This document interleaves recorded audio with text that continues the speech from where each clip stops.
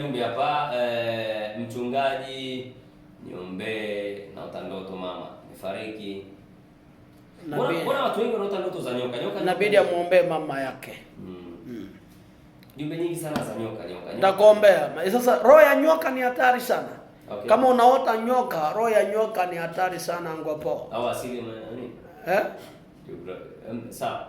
Sema hicho unataka kunena. Roho ya nyoka ni watu wengi kwenye jumbe zilizokuja. Alafu la pili, watu wengi wanatezwa. Unawezekana muda mwingine kwenu wana roho ya mizimu mingi, maajabu ya nyoka.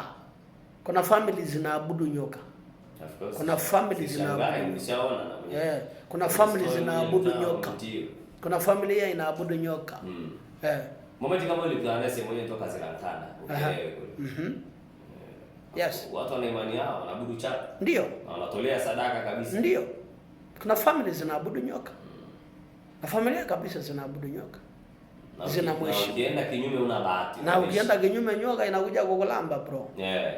Unakuwa chakula ya nyoka bro. Chakula ya nyoka. Chato unakuwa chakula ya nyoka. Pigwa unakufa kiajabu. Unapokelewa na bwana Chato. Jumbe nyingi sana zinamiminika tu. Mimi naota niko shuleni na mimi nishaolewa. Hiyo ndio tuna maana gani? Maisha ya kurudi nyuma. Okay. Simple and clear, maisha ya kurudi nyuma. Simple and clear. Uota uko shuleni, maisha ya kurudi nyuma. Maisha ya kuanza zero. Tumeshitumbee mimi na mume wangu tuelewani. Jina mlitaje, naomba nisimtaje dada wa watu. Baadaye watanipigia simu afu nitaomba na wao. Yeyote anayeota ndoto mbaya nipigie simu, nitumie ujumbe, nitakuombea na nitakupa tafsiri ya mambo.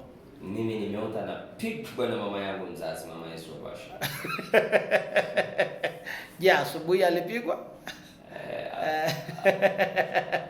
Ndio maana nimesema kuna watu wanavaa sura za wazazi wako.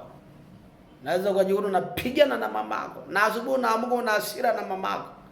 Kumbe mama alikuwa na shida. Ni kuna mtu tu ameamua kuvaa sura hiyo. Kuna siku niliota ndoto watu watatu wanakuja na mimi.